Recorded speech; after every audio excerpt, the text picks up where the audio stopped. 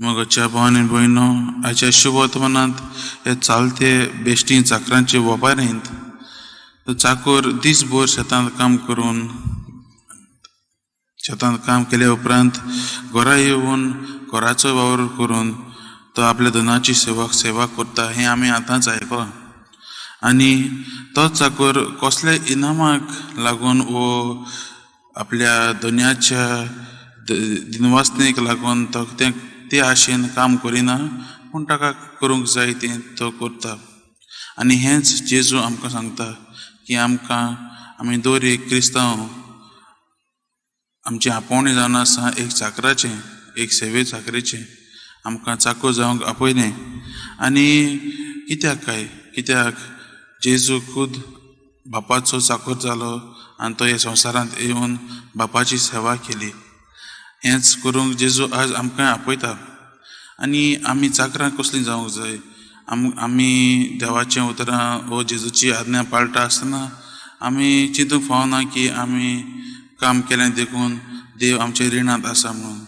आमी काल्तिकायेन देवाच्याच उतराक पाळूंक जेजूचेच आज्ञा पाळून आमी जाता ते भाशेन आमचे जिवितांतल्यान बरें काम करून देवाची सेवा करून इनाम जोडून घेवंक म्हण न्हय, पूण दुसऱ्यांची आदाराक पावंक असलींच चाकरां जावंक जेजू आज आपयता. आयज आमी जेजूच्या उतरांतल्यान हीं उतरां आयकल्यांत. आमी करूंक जाय आसलें तें आमी केलें हें जेजू आमकां म्हणूंक लायता.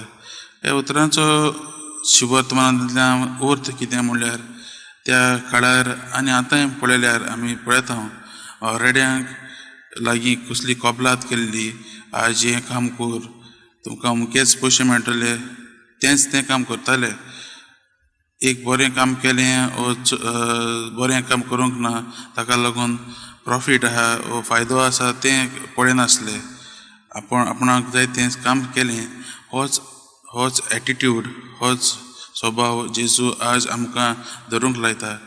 आमी बरें काम केलें देखून देवान आमकां बरें दिवंक जाय असलेच फायद्याक पळोवंक न्हय, पूण आमी देवाचीं भुरगीं कशीं देवान आमकां आमचो मोग केला तोच मोग आमी दुसऱ्यांक दिवंक आदाराची मनशां जावंक आज जेजू आपयता. मोगाच्या भावान भयणो, आयच्या दिसा आमी ह्या शुभ वर्तमानाचेर नियाळ करता आसतना आमकां एक सेवे चाकरेची आनी उदार मनाची मनशां करूंक आज देवा लागीं आमी मागुया.